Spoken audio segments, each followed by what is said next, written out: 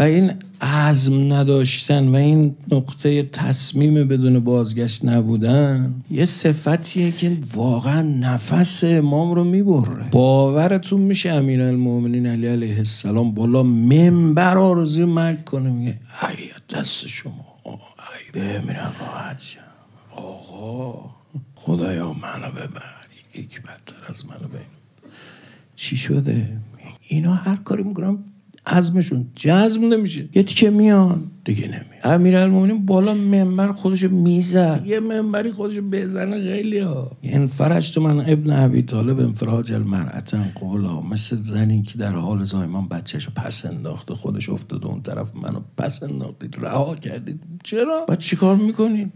رفتن قرآن میخونن، نماز میخونن، این کارا رو میکنن دیگه. علت این که خیلی از ورودی های این هیئت ها به یک رستاخیز عظیمی مبتلا نمیشه، به یک رستاخیز عظیمی نمیرسه، این وسط عزم نمیاد واسطه گری بکنه.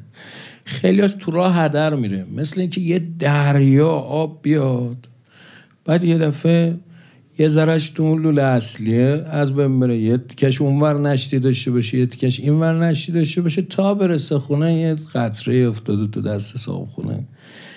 اونور دریا میریزه ها، اما اینور قطره تحویل میده. خیلی از اوقات این دریای دینداری ما بخواد به بار بشینه، میبینی قطره میشه. میگم این وسط چی شد؟ نشتی داشت. نشتی یعنی چی؟